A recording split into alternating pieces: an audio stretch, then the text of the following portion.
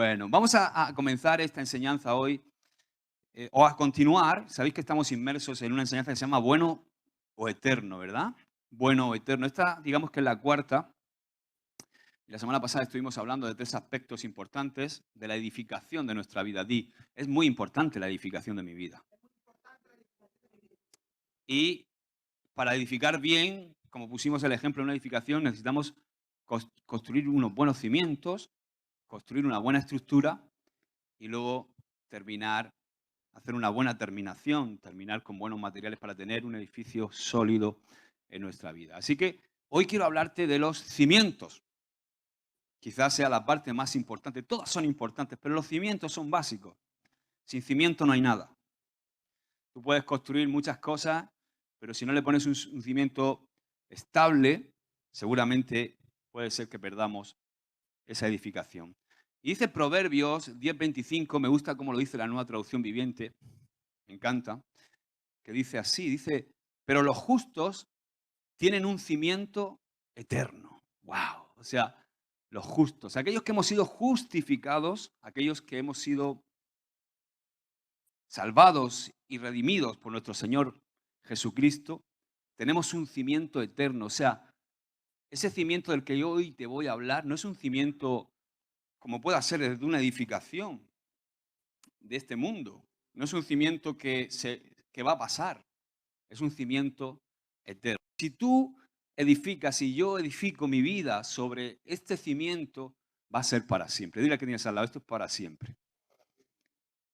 Hay una frase de un gran hombre de Dios, que es San Agustín de Hipona, que dice así, dice, si crees en lo que te gusta del Evangelio y no crees en lo que no te gusta, no crees en el Evangelio, sino en ti mismo. Vuelvo a repetirlo. Si crees en lo que te gusta del Evangelio y no crees o rechazas lo que no te gusta, no crees en el Evangelio, sino que estás creyendo en ti mismo. Y vamos a ahora movernos ya a partir de esta enseñanza, de esta cuarta enseñanza de bueno y eterno.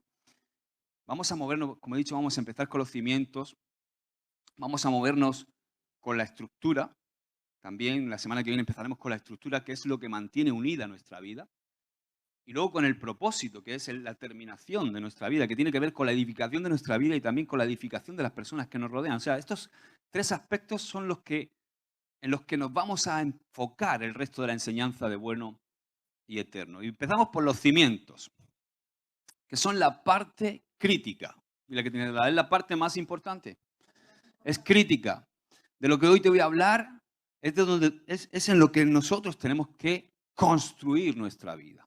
Es muy importante para la correcta relación con Dios los cimientos. Dice la Biblia en Romanos 3:10, quiero empezar por aquí para llevar un hilo, así que sígueme. Dice, como está escrito, no hay justo, no hay justo ni aún uno. No hay quien entienda. Todos, ¿cuántos? Todos se desviaron, a una se hicieron inútiles. No hay quien haga lo bueno. No hay ni siquiera uno. O sea, esa frase, no hay quien haga lo bueno.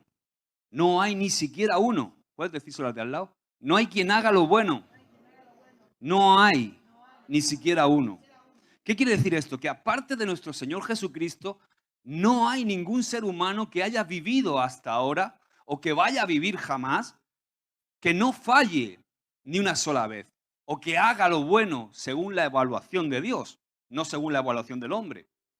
Porque el hombre tiene una evaluación de lo que es bueno muy distinta, como hemos comprobado ya en las otras enseñanzas, a la evaluación que tiene Dios de lo que es realmente bueno.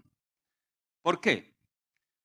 ¿Por qué dice aquí no hay quien haga lo bueno, no hay ni siquiera uno? Porque cada ser humano ha nacido siendo esclavo.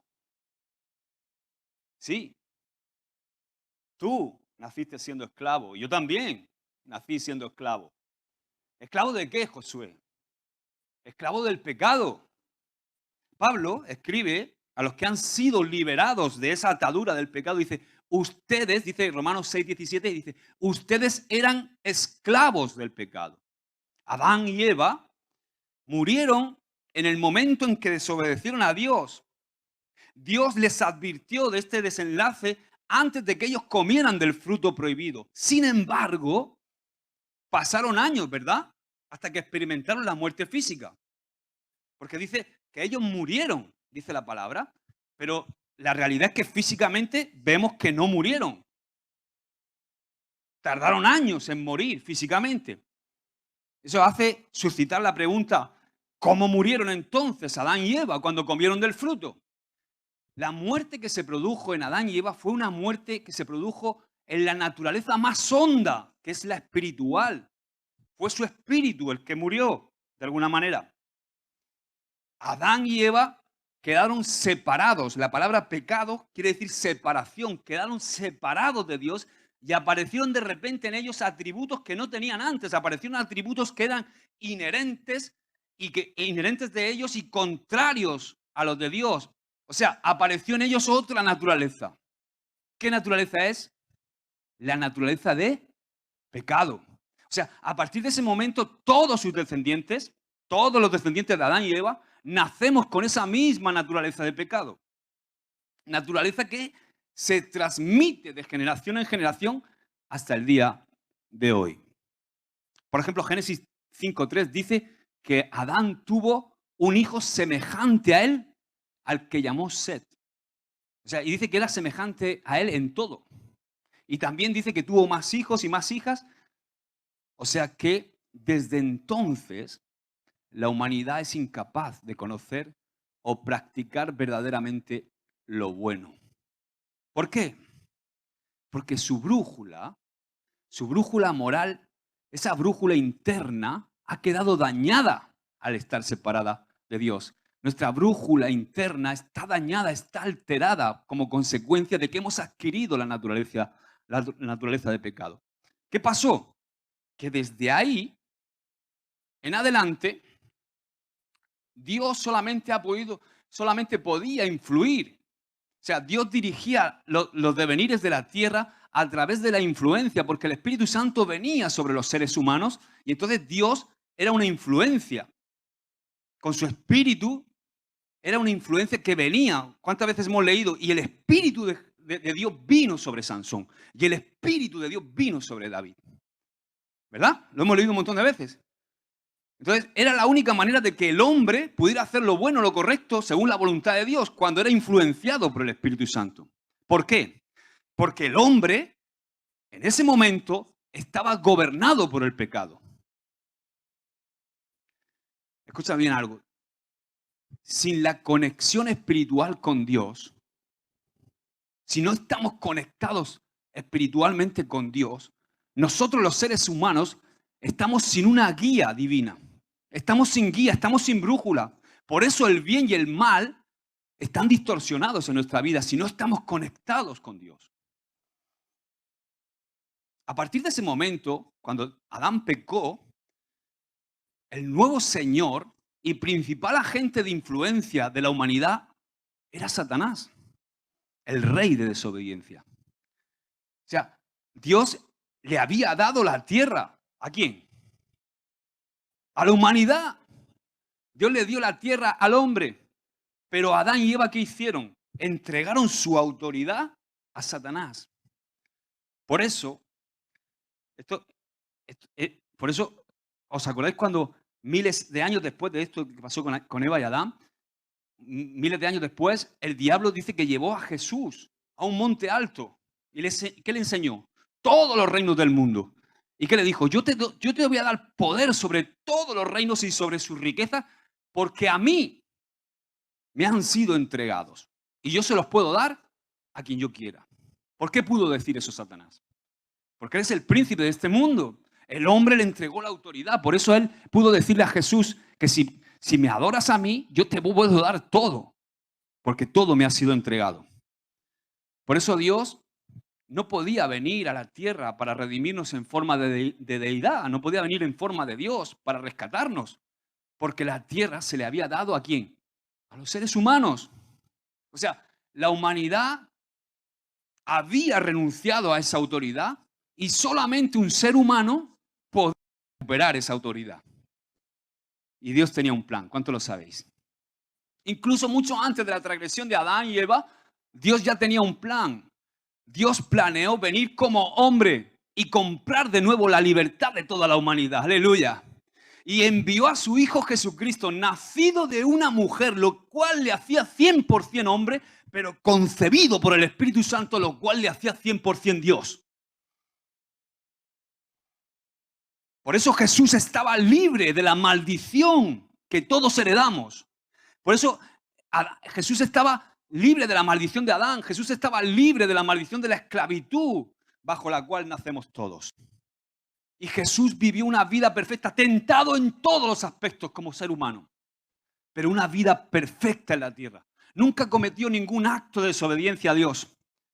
Como el único ser humano que había vivido jamás de esa manera, entregó su vida por la libertad de todos nosotros. Y ahí, en la cruz, Él tomó el juicio de todo hombre, de toda mujer que había vivido, que estaba viviendo en ese momento y que iba a vivir en un futuro. Y Él vertió su sangre como pago para libertarnos de la esclavitud del pecado. Y murió y fue sepultado, pero como no había cometido pecado y había vivido una vida perfecta, 33 años de vida perfecta que nos son imputados a ti y a mí ahora. Gloria a Dios. Pero Él murió y fue sepultado, pero como había vivido perfectamente, no había desobedecido a Dios, el Espíritu de Dios le levantó de entre los muertos al tercer día. Aleluya. Amén. Y ahora ¿sabes dónde está? Está a la diestra de Dios Todopoderoso. Y un día vendrá por su iglesia. Un día no muy lejano. Ahora escucha bien, porque dice Romanos 10:9. Si confiesas con tu boca que Jesús es el Señor y crees en tu corazón que Dios lo levantó de los muertos, serás salvo. Porque con el corazón se cree para alcanzar la justicia, pero con la boca se confiesa para alcanzar la salvación. ¡Amén! En el momento en que tú y yo recibimos a Jesucristo como nuestro Señor, se produce el mayor de los milagros. Tú y yo nacemos de nuevo. Nace una persona totalmente nueva, creada a la imagen de Jesús. Y este nacimiento tiene que ver con nuestro espíritu, ese que murió cuando Adán pecó. No tiene nada que ver con nuestro cuerpo físico, aunque nuestro cuerpo físico también se beneficia de las bondades de nacer de nuevo en el espíritu. ¿Por qué? Porque nuestro cuerpo físico sigue estando bajo corrupción. ¿Verdad? ¿Nos sabemos viejos o no? O sea, nuestro cuerpo físico sigue estando bajo corrupción y un día morirá. ¿Hay alguien que se haya escapado aquí del mundo sin morir? La nueva vida viene mediante un regalo. El regalo de la gracia de Dios no es por ninguna obra buena o mala que tú y yo podamos hacer, aunque pensemos que somos muy buenos. Ahora, el punto que quiero entrar ahora, y es donde ya quiero entrar en materia, puesta esta base. Escucha, vamos a ver algo muy importante que acabamos de leer, que hemos leído en los versículos 9 y 10 de Romanos 10. Dale para atrás si puedes. Romanos 10, 9. Dice que si confiesas con tu boca que Jesús es tu Salvador, ¿dice eso? No. O sea, ¿qué es lo que dice? Que si confiesas que Jesús es el Señor. O sea, debemos confesar al Señor Jesús, no al Salvador Jesús. Vuelvo a repetir. Debemos confesar al Señor Jesús. Recuerda que estoy hablando del cimiento. Cimiento. Debemos confesar al Señor Jesús, no al Salvador Jesús. Aquí hay un fallo, a veces en nuestra manera de pensar, que es fundamental y que prevalece mucho en la iglesia occidental por nuestra manera de ser. La palabra Señor es la palabra Kyrios o Kyrios. Es la palabra que se le daba al César, por ejemplo, que pensaban que era una deidad. Por eso cuando los primeros cristianos empiezan a llamar Kyrios al Señor, eran perseguidos, porque ese título solo se le daba al César. Y esa palabra Kyrios quiere decir amo. ¿Qué quiere decir? amo, dueño. O sea, cuando yo digo Kyrios, Señor al Señor, le estoy diciendo a Él que Él es mi amo, que Él es mi dueño y que Él es supremo, que es otra de las acepciones de esa palabra, supremo en autoridad. O sea, confesar a Jesús como Salvador no produce libertad o vida nueva. Sé que esto suena fuerte, ¿a que sí? Y que va incluso en contra de muchas cosas que hemos aprendido automáticas, pero la Escritura es veraz en esto que estoy diciendo. La Escritura no miente en esto. O sea, confesar a Jesús como Salvador no te va a producir libertad ni vida nueva. Mira, la palabra Salvador se encuentra 36 veces en la Biblia. La palabra Señor 7.800 veces. ¿Dónde crees tú que está Dios poniéndole énfasis?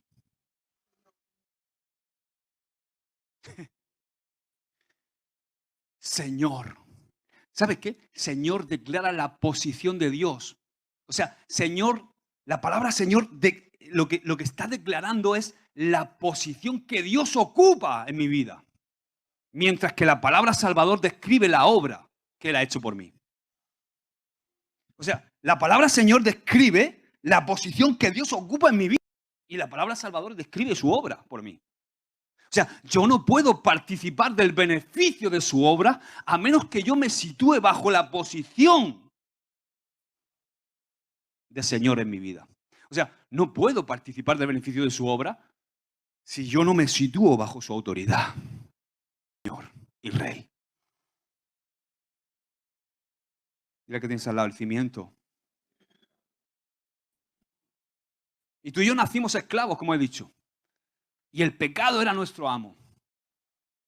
Dios nos ha hecho libres en Jesucristo, pero hemos sido creados, escucha bien, hemos sido creados con libre albedrío.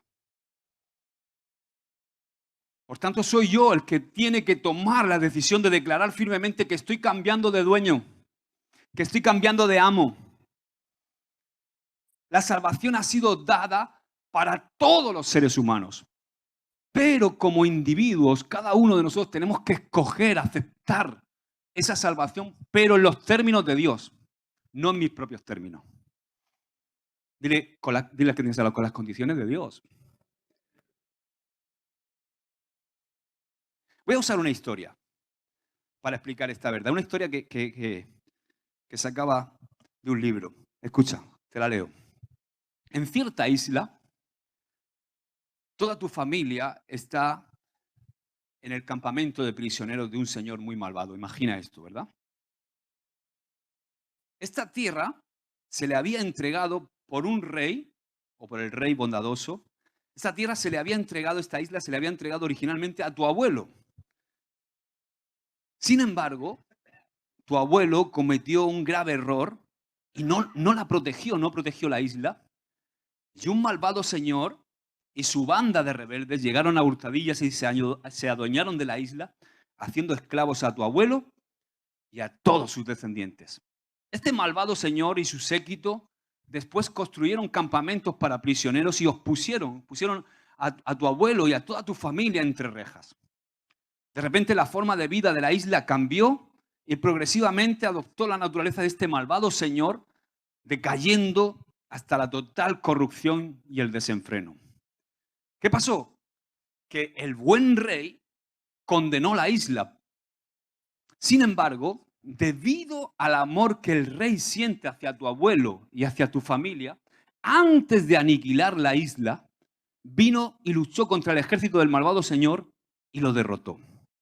El rey, después de derrotar al malvado señor, abrió todas las puertas de cada una de las cárceles y declaró: todos los prisioneros ahora quedan en libertad. Cualquiera de ustedes puede salir del campo de prisioneros si renuncia al gobierno del malvado señor y me jura lealtad a mí. Debido a la bondad de este rey, la libertad tan ansiada por tu familia llegó. Sin embargo, el buen rey no te obligará a seguirle. Cada prisionero tiene que dar el paso. ¿Por qué? Porque si el rey lo hubiera exigido, en lugar de darle a cada persona la libertad de escoger, simplemente sería otra forma de tiranía.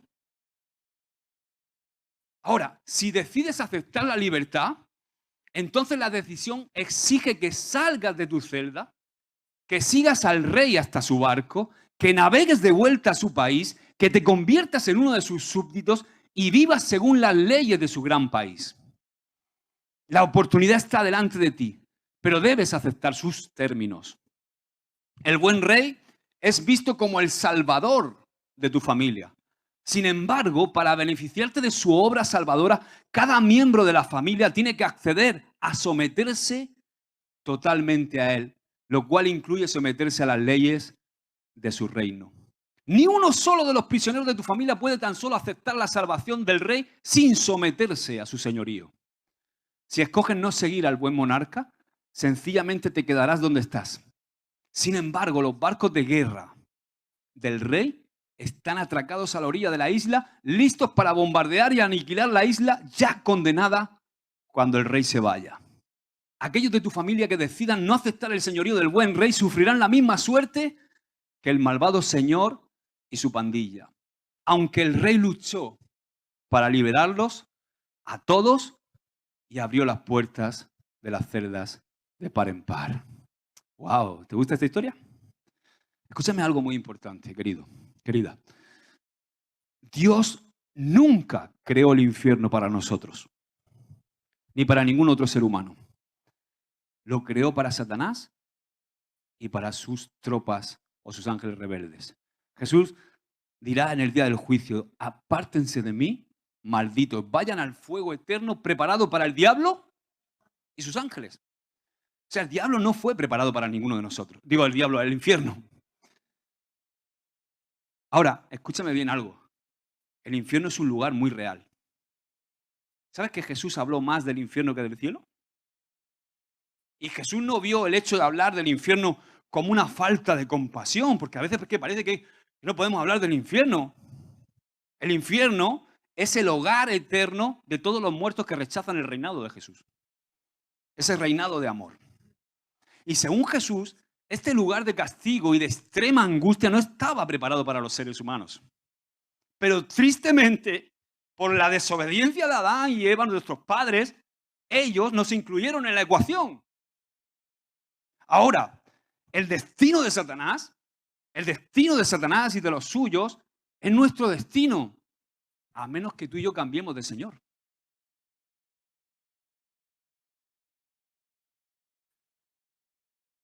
Aunque Jesús rescató a toda la humanidad de la ira de Dios, muchos van a ser juzgados con Satanás porque solamente poseerán una naturaleza. ¿Cuál? La de pecado. Escogieron quedarse en la isla. Y quizás tú te preguntes, ¿a qué te ha hecho esta pregunta? Pues si no, no eres un ser humano. ¿Por qué no puede el Señor ser misericordioso con todos y permitir que las personas entren en su reino tal y como son? ¿Por qué no los salva a todos? ¿Por qué no permite el Señor que entremos en su reino tal y como somos? Bueno, seguramente hay un montón de preguntas. Un montón de respuestas a esta pregunta. Pero yo quiero darte una. Una que creo que es muy buena. Los que no se han entregado a la propiedad de Jesús siguen poseyendo una naturaleza espiritual corrupta y malvada. Y cuando dejen esta tierra, si no han nacido de nuevo, ¿qué naturaleza van a tener? La de pecado. Una naturaleza corrupta. Y si tú te vas de esta tierra con esa naturaleza solo, sin nacer de nuevo, esa va a ser tu naturaleza para siempre. Así que si son aceptados en el cielo, lo que pueden hacer en el cielo es contaminar y dañar a los que estén allí. Es como ¿sabes lo que es esa foto? Es un quirófano. Es como dejar entrar un virus o una bacteria en un quirófano. Por eso, en el cielo no puede entrar la naturaleza de pecado. Por ejemplo, ¿qué pasó cuando Adán y Eva pecaron? ¿De dónde los sacó el Señor? Del huerto. Porque se convirtieron en bacterias, se convirtieron en virus. Ya no podían tomar. Dios dijo, no pueden tomar del árbol de la vida, porque si no, esto que son bacterias van a vivir eternamente.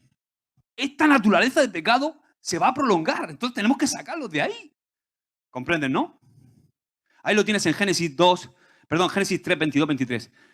O sea, que fue el amor de Dios que nos protegió de mantener para siempre una naturaleza muerta y de pecado. Por ejemplo, tú y yo tenemos dos naturalezas. Hemos nacido de nuevo. Tenemos la naturaleza de Dios, que es Cristo en nosotros, y tenemos nuestra carne, nuestra naturaleza vieja. ¿Qué naturaleza va a entrar al cielo cuando yo me muera? ¿Va a entrar el cabezón de Josué? Egocéntrico, iracundo. ¿Es el que va a entrar? No, cuando yo muera lo que va a entrar es Cristo en mí, mi nueva naturaleza. Lo que yo soy, la nueva naturaleza que Cristo ha creado en mí, la que va a subir al cielo. ¿Qué es lo que sube al cielo? Lo que bajó del cielo. Entonces, no puede entrar alguien que no se haya sometido al señorío de Cristo y no le haya entregado su vida al Señor. Alguien que no haya nacido de nuevo. ¿Entendemos, verdad? Ahora, ¿qué pasa? Que debido a que la Iglesia occidental ha enfatizado la obra que Jesús hizo por nosotros como Salvador y ha enfatizado más la obra como Salvador que su posición como Señor, la falta de sumisión dentro de la Iglesia es terrible. O sea, hay una falta de sumisión a su posición de autoridad que crea un fallo muy importante. Y es un fallo increíble porque es un fallo de cimiento. Y si el cimiento no está bien, da igual lo que construya y lo bonito que sea, se cae. Porque si no nos cimentamos sobre el señorío de Cristo, no vamos a ningún lado. Me hago entender, ¿verdad? Hay un fallo importante en nuestros cimientos debido a que la Iglesia occidental, sobre todo, digo occidental porque es la nuestra, porque se ha enfatizado más al Señor como Salvador en vez de su posición como Señor. Escucha lo que dice Pablo. Colosenses 2, 6, 7. Leo de Nueva Traducción Viviente. Dice, por lo tanto, de la manera que recibieron a Cristo Jesús como Señor, ¿cómo qué? Ahora deben seguir sus pasos. Arráiganse profundamente en Él y edifiquen toda la vida sobre Él. Tengo que edificar sobre el cimiento. O sea, ¿qué nos está diciendo Pablo aquí? De la manera que aceptaron a Cristo Jesús como su Salvador, o sea, nuestras vidas deben estar sometidas y edificadas no solamente como Salvador, sino que nuestras vidas deben estar sometidas y edificadas sobre su posición de señorío, no solamente sobre su obra como Salvador. Otra forma de decir esto es que nosotros nos tenemos que someter a Él como nuestro único Rey Supremo y entonces nos vamos a beneficiar de su salvación. Amén. Hay muchos cristianos que van a ir al cielo al final, pero que viven una vida donde no disfrutan de la salvación, porque la salvación es que Dios te saca del reino de las tinieblas y te mete en su reino. O sea, no existe salvación que es que estoy un pie en las tinieblas y otro pie en el reino de Dios. Eso no existe. O sea, no tiene sentido que Dios te salve para dejarte en el reino de las tinieblas. Él te quiere sacar de ahí y meterte en el reino de luz, meterte bajo su señorío. Y ese es el cimiento de nuestra vida. Ahora, ¿cómo se lleva eso a la práctica?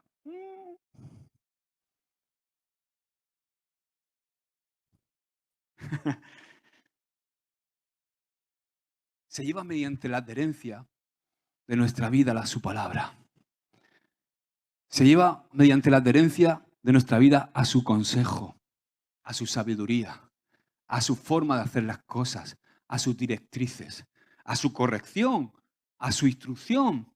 Dile que tienes al lado, el señorío de Cristo es el cimiento.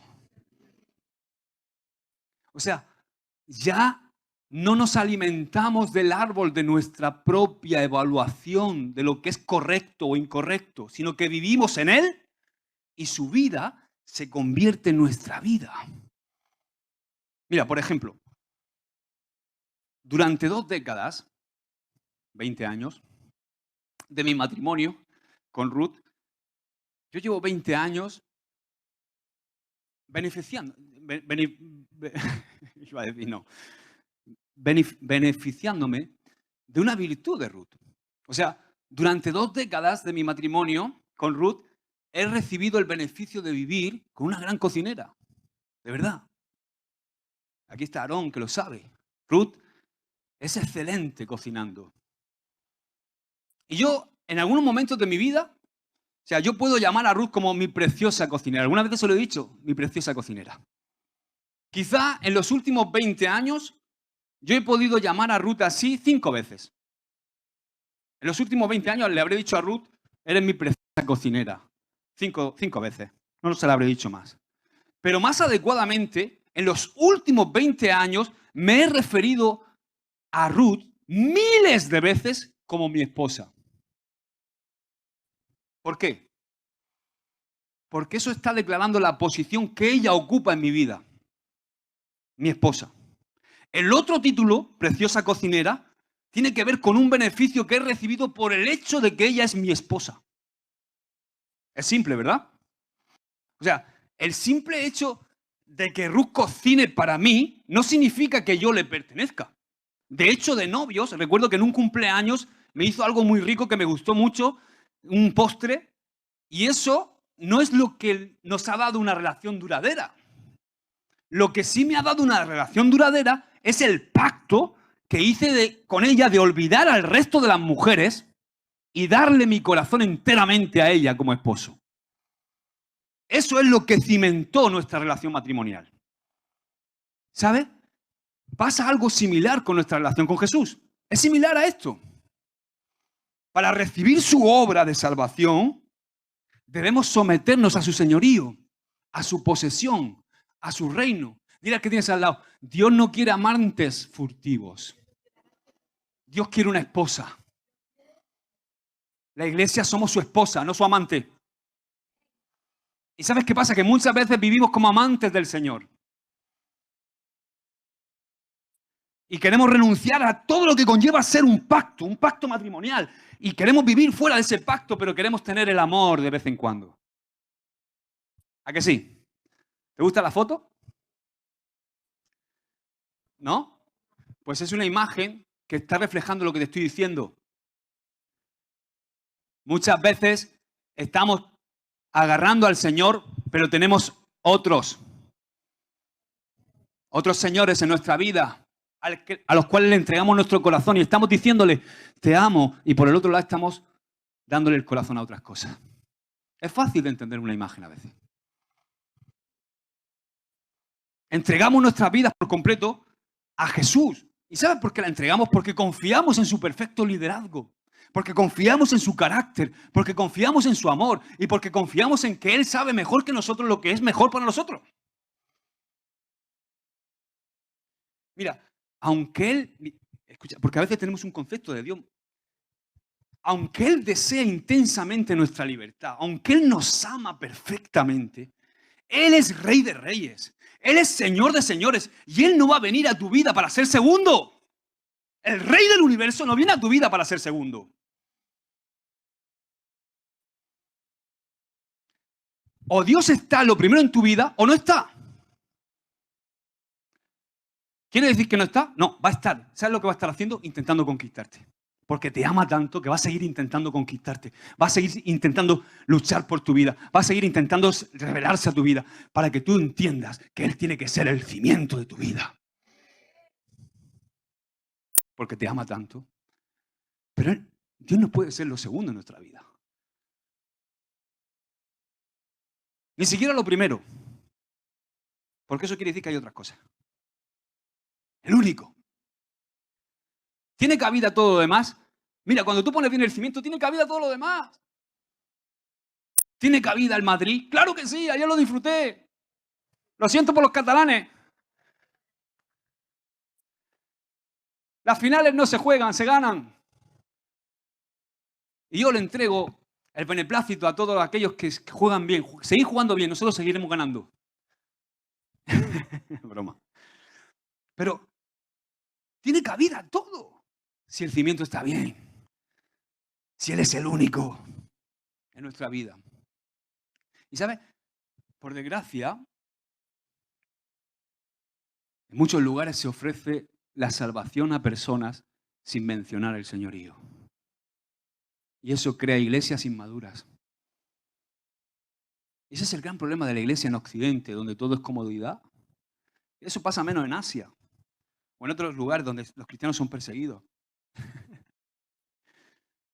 Se ofrece salvación sin mencionar señorío. Entonces dice, lo único que tienes que hacer es confesar a Jesús como tu Salvador y serás hijo de Dios. Casi todos los llamados a unirse a la familia de Dios se ofrecen sin una sola palabra acerca de olvidarse del sistema de este mundo y de olvidarse de nuestros propios caminos de independencia y seguirlo a Él.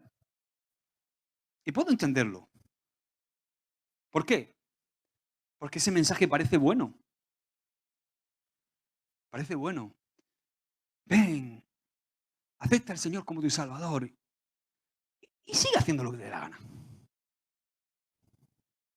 Y ahí se relaciona con versículos aislados del Nuevo Testamento. Sin embargo, ¿tú crees que eso está en consonancia con la instrucción general de este libro? ¿Tú crees que eso es sabiduría de Dios? ¿O es nuestra sabiduría?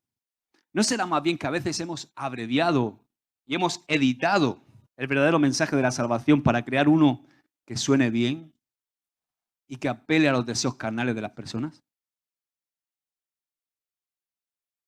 ¿De qué árbol nos estamos alimentando? ¿Del de nuestra propia evaluación? Vamos a ver el mensaje de Jesús, ¿verdad? Yo quiero saber lo que el Señor tiene que decir a esto. Ya hemos leído algo, pero vamos a ver lo que dice Jesús. Hemos leído a Pablo. ¿Qué dice Jesús de esto? Marcos 8:34. Si alguno quiere seguirme, niéguese a sí mismo. Tome su cruz y sígame. Porque todo el que quiera salvar su vida, la perderá. Y todo el que pierda su vida por causa de mí y del Evangelio, la salvará. ¿Quieres que te haga una exégesis de este texto? ¿Te lo tengo que revelar de alguna manera? Sencillo. Debemos negarnos a nosotros mismos si queremos seguirle. Punto. ¿Qué significa esto, Josué? Dicho de una forma sencilla, no puedes servir a dos señores. Es imposible. Porque ¿sabes qué? Si tú sirves a dos señores, cuando los señores te pidan algo distinto, solamente vas a poder ser leal a uno. Y si tú sirves a dos señores y uno te pide ir a la izquierda y el otro te pide ir a la derecha, al final vas a servir. Porque no puedes servir a dos. Cuando nuestra carne, que aún no está redimida, desea una cosa y la palabra de Dios nos dirige por un camino distinto, si verdaderamente el cimiento, Jesús, no es mi Señor, entonces puede ser que yo elija fácilmente mi carne y un camino que me lleva a la independencia de Dios y seguir pensando que Jesús es mi Salvador.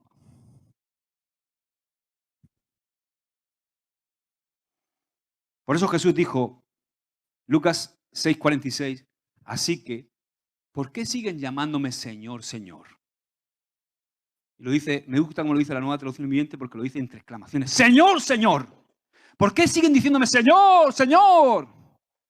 Cuando no hacen lo que digo. O sea, ¿qué estoy intentando decir? Que muchas veces pasa, yo sé que aquí no, pero pasa que el Señor, el título de Señor, Kyrios, Señor, se convierte en un título vacío y sin sentido. Si realmente no lo sentimos cuando decimos Señor y no sabemos lo que estamos diciendo, Jesús quizás preferiría que le llamáramos maestro. Por lo menos nos íbamos a beneficiar de sus enseñanzas y no íbamos a ser engañados pensando que pertenecemos a Jesús cuando realmente no es así. Según Marcos 8, 34, 35, que acabamos de leerlo, y muchos otros versículos del Nuevo Testamento, la negación de nuestro ego no es opcional, no es una opción para seguir a Jesús, para dejar la isla, volviendo a la historia. O sea, la negación de mi ego no es opcional. Es obligatorio para poder ser salvado de la ira venidera que dice ahí. Ese concepto es difícil de entender. Yo lo entiendo. Yo entiendo que es difícil de entender para muchas mentalidades occidentales. ¿Y sabes por qué creo que es difícil de entender para nuestra mentalidad occidental? ¿Quieres que te diga por qué? Yo creo que la razón es porque somos un pueblo que intenta entender los principios de un reino, del reino de Dios, con una mentalidad democrática. O sea, estamos tan acostumbrados a esa mentalidad tan inculcada en nosotros a través de la sociedad y de la sociología. O sea, esa mentalidad democrática que intentamos llevar nuestra mentalidad democrática a nuestra relación con Dios. Pero eso no funciona con Dios. No funciona dentro del reino de Dios, porque Dios es rey. Y Dios es un rey de verdad, no como Felipe VI. Dios es un rey que reina. ¿Sabes cómo se define la palabra democracia? El gobierno del pueblo, demo, pueblo, cracia, gobierno. O sea, el gobierno del pueblo, una forma de gobierno en la que el poder supremo está concedido al pueblo y ejercitado directamente por ellos o por sus agentes electos, por los que ellos eligen. Y esta mentalidad con la que crecemos en España y aquí en Europa y en otros países occidentales, no estoy hablando mal de la democracia. La democracia ha sido buena, ¿por qué? Porque hemos tenido reyes malos. Porque el hombre no es bueno. Pero escúchame bien, porque resulta que Dios como rey es bueno. Y esta mentalidad con la que crecemos en Europa y en otros países occidentales, es como que nuestra mente está programada así. Entonces, ¿qué pasa? Que si no nos gusta algo, como decía San Agustín de Hipona, si me gusta esta parte del Evangelio, bien. Pero si no me gusta esta, no. Entonces, si nos gusta una cosa, la creemos. Pero si no nos gusta, podemos desafiarla. Incluso podemos cambiarla, porque tenemos derechos personales y tenemos libertad de expresión para exponer nuestros puntos de vista. ¿A que sí? Eso es una democracia. Esta forma de gobierno tiene éxito en Occidente porque es un sistema diseñado por personas mortales que viven en una sociedad pluralista. Pero estas ideas no funcionan en el reino de Dios. Y puede que a nosotros los occidentales, a los españoles, nos duela mucho esto. Pero Dios es un monarca. Por fortuna uno bueno. Uno que sabe cuidarte, uno que te ama más que a sí mismo. Uno que dio su vida por ti. Un monarca que quiere tu bien, que quiere tu beneficio. Un monarca que sabe lo que te viene bien, que sabe realmente lo que es bueno para tu vida. Un monarca que dio su vida por ti. Y ¿sabes? Él sigue siendo rey de reyes y señor de señores. Y Él tiene la última palabra en todos los aspectos de la vida. ¿Lo quieras creer o no? Eso no va a cambiar esa realidad. Si queremos llevar nuestra mentalidad democrática a nuestra relación con Dios, no nos quedará otra cosa que una relación de fantasía. No funciona. La vida es distinta bajo un verdadero monarca. ¿Sabes que Señor y Rey son sinónimos? Quiere decir supremo en autoridad. Si vamos a seguir a Dios de verdad, sencillamente no podemos usar el razonamiento democrático en nuestra manera de responder a su liderazgo. Lo siento. Eva y Adán fueron los primeros demócratas. Escogieron el árbol del conocimiento del bien y del mal. Le hicieron una moción de censura a Dios. Eso que está tan de moda. Es una desgracia, ¿verdad? Que miles de años después, los seres humanos seguimos estando en el asiento del conductor. Y ¿sabes? Estar en el asiento del conductor, los seres humanos, es como esta foto. Igual que este niño conduciendo. Pero es así, los seres humanos, por desgracia, estamos en el asiento del conductor y decidimos lo que creemos que es mejor para nuestra vida y así nos va. Como dicen en Murcia, así te luce el pelo. Ahora mira, porque Jesús declaró, después de decir esto, que tomáramos nuestra cruz, ¿no? Dice, toma tu cruz. ¿Qué implica esto? Bueno, no puede significar negarnos. Niéguese a sí mismo y tome su cruz, porque sería repetirse. Ahora, yo encuentro la clave de tomar tu cruz, la encuentro en la carta que le escribe Pablo a los Gálatas, en Gálatas 2:20. Dice así Pablo a los Gálatas, pero con Cristo estoy juntamente crucificado y ya no vivo yo, sino que Cristo vive en mí y lo que ahora vivo en la carne lo vivo en la fe del Hijo de Dios, el cual me amó y se entregó a sí mismo por mí. Y Pablo no está hablando de una crucifixión física, Si no, no estaría escribiendo esto él, ¿verdad? Él se está refiriendo a esa decisión que él había tomado de seguir al maestro años atrás. O sea, Pablo, al tomar esa decisión, tomó la cruz, tomó su cruz.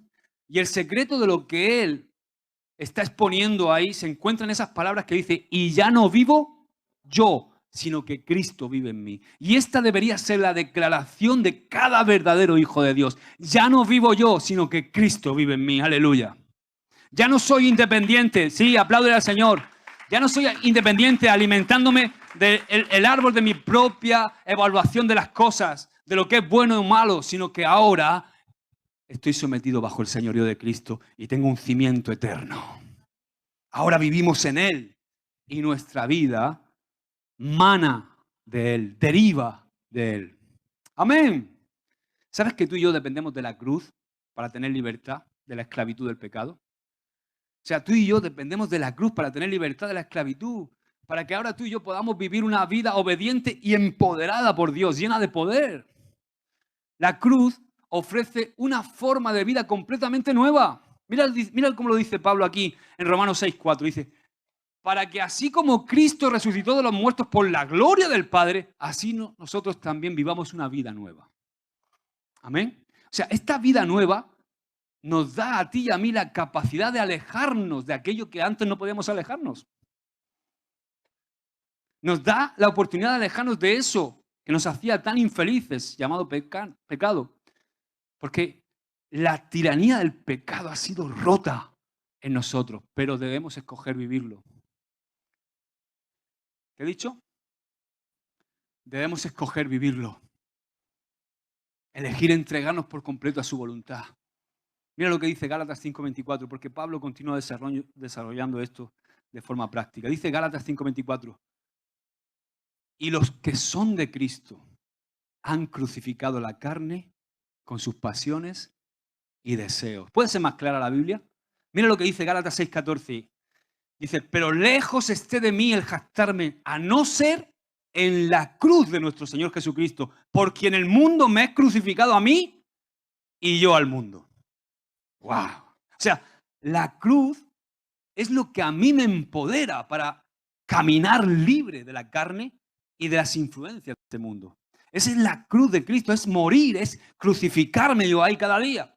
Mira, cuando yo era más joven, como un joven cristiano, antes de conocer a Jesús, ¿sabes? Porque uno, por nacer en un hogar cristiano, no es cristiano. O sea, como siempre hemos dicho, y es muy recurrente, Dios no tiene nietos, tiene hijos.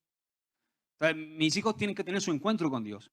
Y yo me crié en la iglesia, con mis padres, con toda la congregación.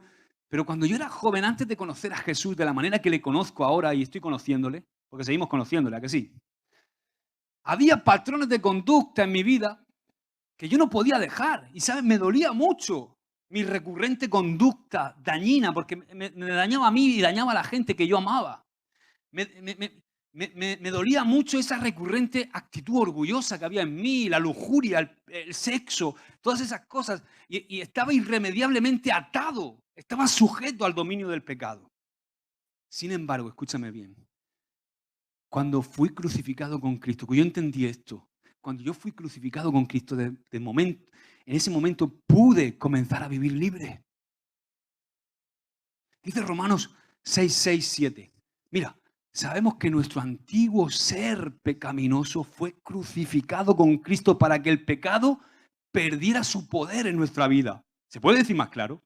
O sea, sabemos que nuestro antiguo ser pecaminoso, ese que no podía, fue crucificado con Cristo para que el pecado perdiera su poder en nuestra vida. Ya no somos esclavos del pecado, sigue diciendo Pablo en el 7. Pues cuando morimos con Cristo, fuimos liberados del poder del pecado. ¡Aleluya! ¡Den un aplauso al Señor! ¡Amén! O sea, es imposible seguir a Jesús sin negar nuestro yo. Es imposible seguir a Jesús sin negarnos a nuestro yo, o sea, olvidar nuestros propios caminos y aceptar su autoridad suprema. Es imposible seguir a Jesús sin negar nuestro yo y tomar la cruz. ¿Qué es tomar la cruz? Es incorporar ese poder, lo que significa la cruz. Incorporar su poder para alejarnos del pecado y del sistema del mundo. O sea, la vida que ahora vivimos Es por fe, como dice Pablo. O sea, es por fe en la capacidad de Dios actuando en nosotros y a través de nosotros nos alimentamos de Dios, de su Espíritu. Y Jesús advirtió que después de su partida se proclamaría, incluso dice que se aceptaría un evangelio que ofrecía salvación sin señorío. Y luego los apóstoles fueron más específicos y dijeron que ocurriría cerca del tiempo del regreso de Jesús. O sea, es decir, en nuestros días, y esto nos tiene que poner las orejas tiesas, porque este mensaje es tan extendido y que es herético, reduce la idea de Señor a meramente un título. Porque la gente le dice Señor al Señor, pero es solamente un título. A veces parece que es como un título en vez de una posición que Jesús tiene que ocupar en el corazón de nuestras vidas, y en la vida de todas las personas. Porque las personas llaman al Señor, a Jesús, pero no se niegan a sí mismas, ni toman la cruz, ni le siguen. Mira lo que dice Jesús, Mateo 7:21. No todo el que dice Señor, Señor, entrará en el reino de los cielos, sino el que hace la voluntad de mi Padre que está en los cielos. O sea, Jesús identifica personas aquí en este texto que le llaman ¿cómo? Kyrios. Y además lo dice 2 veces, Señor, Señor. ¿Por qué crees que lo dice 2 veces? Porque está enfatizando que lo dicen con pasión. No es como tú por la mañana, Señor. No, Señor, Señor. Me hago entender, ¿verdad? Está hablando de personas que vienen con pasión, diciéndole a él, Señor, Kyrios. Por eso Jesús usó la palabra Señor, Señor 2 veces. Jesús está comunicando los fuertes sentimientos de esas personas hacia él. No solo están de acuerdo en la enseñanza de que Jesucristo es el Hijo de Dios, sino que son apasionados y están emocionalmente involucrados en esa creencia. Estamos hablando de personas que están emocionalmente involucrados en creer en Jesús y emocionados por ser cristianos. Probablemente son esas personas que se emocionan y lloran cuando están hablando de su fe o que están llorando en un culto de adoración. O sea, son personas que no solamente sienten profundamente la causa de Cristo, sino que, mira, escucha, porque sigue leyendo, sigamos leyendo. Son personas que también están involucradas en el servicio, en servir a Dios. Mira lo que dice el 22. Muchos me dirán en aquel día, Señor, Señor, otra vez. ¿No profetizamos en tu nombre? ¿Y en tu nombre echamos fuera demonios? ¿Y en tu nombre hicimos muchos milagros? O sea, que estas personas no eran personas distantes. Estaban directamente involucradas y apoyaban el ministerio de la iglesia. Y dice muchos, que son muchos. A ver, hemos leído otra vez. Muchos me dirán. Mira que tienes al lado, be careful.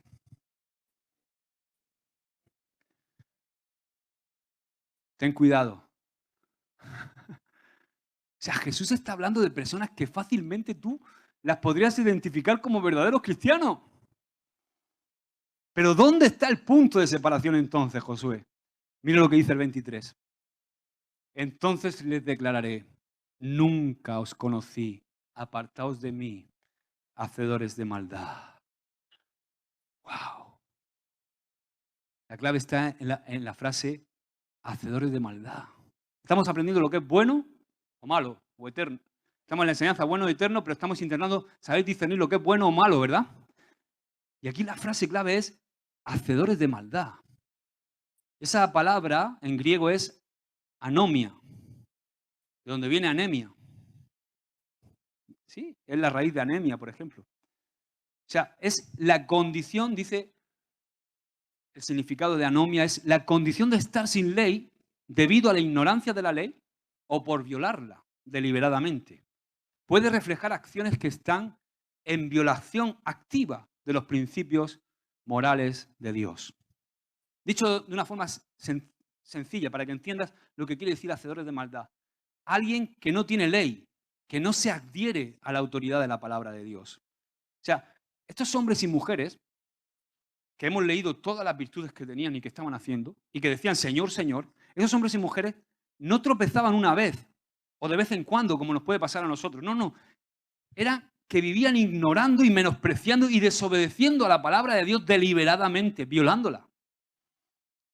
Ahora, escúchame bien, porque una persona que es verdaderamente salva por la gracia de Dios, que se le ha revelado la gracia, no solamente desecha la idea de pecar, sino que también escoge alejarse del pecado repetitivo. No quiere decir que no pecamos, nos equivocamos, pero nos da asco el pecado. No vivimos en pecado. No vivimos, como hemos leído en esa definición, en rebeldía, sabiendo que lo estamos haciendo mal y seguimos ahí.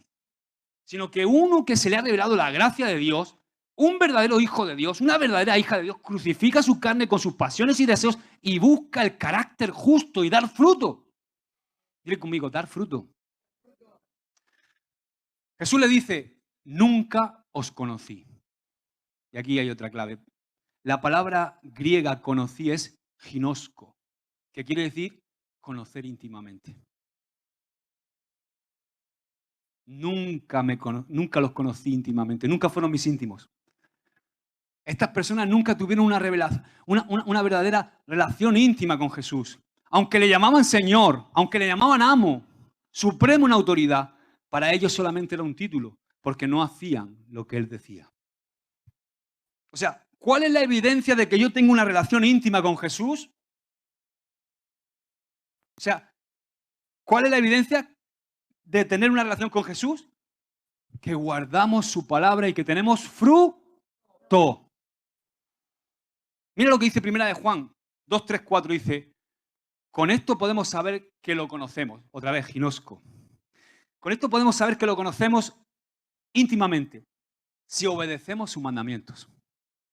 El que dice yo, ginosco, yo lo conozco íntimamente y no obedece sus mandamientos, es un mentiroso. Y no hay verdad en él. ¡Wow! Y mira lo que dice Santiago. ¿Cómo mostrarás tu fe si no haces buenas acciones sin fruto? Yo les mostraré mi fe con mis buenas acciones, con mi fruto. ¡Wow! Estas frases se alinean con la forma en que Jesús comienza todo esto. En Mateo 7:20 dice, por sus frutos los conoceréis.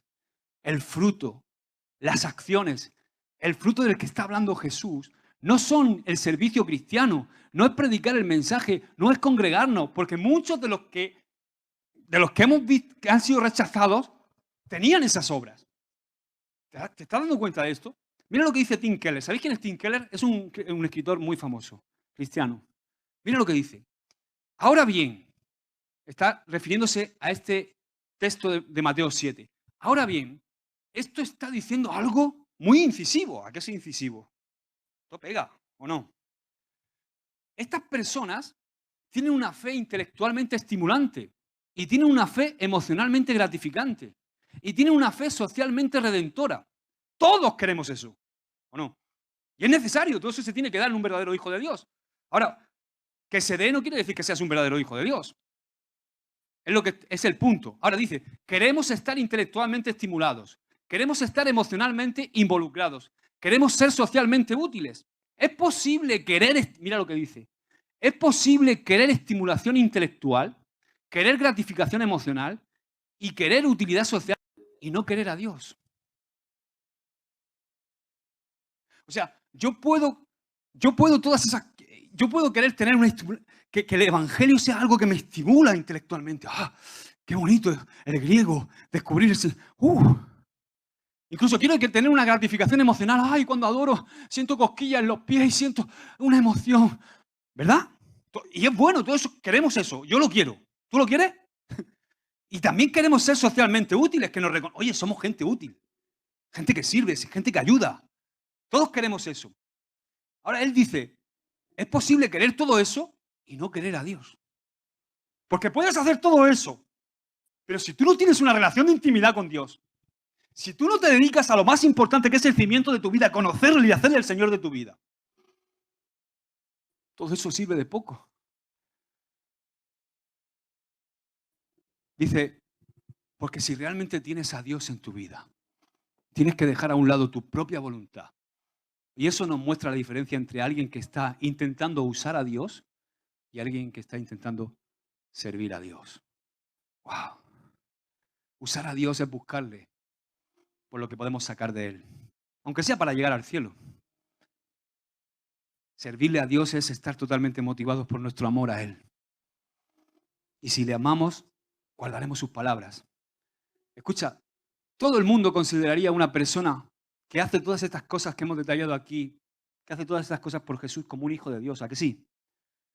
Pero hemos visto que estas cualidades no son los factores decisivos a la hora de identificar a un verdadero hijo de Dios. Por supuesto, como he dicho antes, no cabe duda que vas a encontrar todas esas cualidades en un verdadero hijo de Dios. De hecho, una persona no puede ser un verdadero hijo de Dios si no tiene todas esas cualidades. Sin embargo, poseer esas cualidades no significa que alguien sea un auténtico hijo de Dios. El factor determinante es este. Esa persona se ha negado a sí mismo. Esa persona ha tomado su cruz y le está siguiendo. En definitiva, es una persona que está obedeciendo a la voluntad de Dios, que no vive en su propia evaluación de lo que es bueno o malo, sino que vive tomando del árbol de la vida que es Cristo Jesús, tomando de su sabiduría. ¿Sabes? Esta fue la discusión, y ya termino con esto. Esta fue la discusión en la conclusión de Jesús en el famoso Sermón del Monte. Porque él terminó de la siguiente manera el Sermón del Monte en el capítulo 7 de Mateo. Dice el verso 24, por tanto, todo el que me oye, estamos hablando de cimiento, ¿verdad? ¿Cuál es el cimiento de nuestra vida? El señorío de Jesús. Dice, por tanto, todo el que me oye estas palabras y las pone en práctica es como un hombre prudente que construyó su casa sobre la roca. Cayeron las lluvias, crecieron los ríos y soplaron los vientos y azotaron aquella casa. Con todo, la casa no se derrumbó porque estaba cimentada sobre la roca. Pero todo el que me oye estas palabras y no las pone en práctica es como un hombre insensato que construyó su casa sobre la arena. Cayeron las lluvias, crecieron los ríos y soplaron los vientos y azotaron aquella casa y ésta se derrumbó y grande fue su ruina. Si tú examinas esta parábola, los dos grupos de personas identificados en esta parábola, todo se reduce a una pequeña diferencia, ¿verdad? Ambos oyeron las mismas palabras de Dios. Pero el primer grupo las hizo y el segundo no las hizo. Ambas casas están hechas del mismo material, quizá las mismas enseñanzas, ambas parecen idénticas en la adoración, en el servicio. La diferencia, la clave, está en los cimientos. Una casa estaba fundada en el señorío de Jesucristo, la roca, di conmigo la roca. Pero la otra estaba fundada en la arena, en la evaluación personal de lo que es bueno y malo que a veces tenemos nosotros, en la filosofía del jardín del Edén. Y ¿sabes? Yo meditaba, digo, jolín, es serio esto. Es serio. Porque pensar que la misma estupidez se repita desde el jardín del Edén hasta hoy, adopta formas distintas, pero la raíz es la misma. Repito, todo se reduce a esto. ¿Creemos que sabemos más acerca de cómo vivir que el autor de la vida? ¿Tú crees que sabes más de cómo vivir que aquel que creó la vida? ¿Creemos que sabemos más acerca de cómo vivir o creemos que Dios sabe lo que es mejor para nosotros? Mira, escúchame, si tú y yo vivimos en función de lo segundo, o sea, de saber que es Dios quien sabe lo mejor para nosotros y que Él es nuestro Señor, y cimentamos nuestra vida en Él, en ese señorío, en saber que Él es el que sabe mejor que nadie lo que nos conviene, si tú y yo vivimos en función de eso, Jesucristo se convierte en tu Kyrios, se convierte en tu Señor. Y entonces es cuando tú y yo tenemos un cimiento para poder construir nuestra vida de una forma segura. Y no solamente tu vida, sino que ahí construyes tu vida, tu matrimonio. O sea, es una roca inmensa. No es una roquita pequeña donde solamente puedes construir tu vida. No, no, no, es una roca que Dios te da, que es Cristo Jesús, es inmensa. Y en esa roca tú puedes edificar, si eres un joven, tu vida, empezar a edificarla ahí. Y luego empiezas a edificar tu noviazgo. Y empiezas a edificar tu matrimonio. Y empiezas a edificar tu familia, tu hogar, tu vida. Y entonces vas a tener un cimiento sólido para el resto de tu vida porque es un cimiento eterno. Di conmigo, el señorío de Cristo es mi cimiento.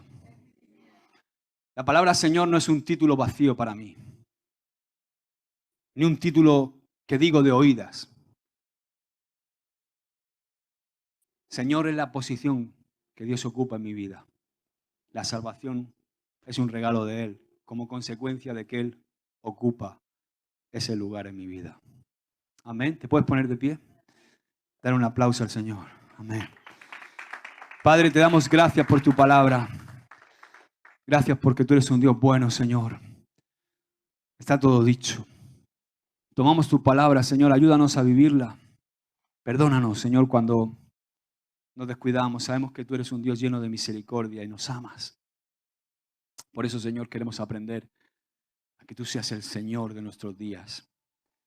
Y no solamente un título, sino que sea una realidad en nuestra vida, Señor.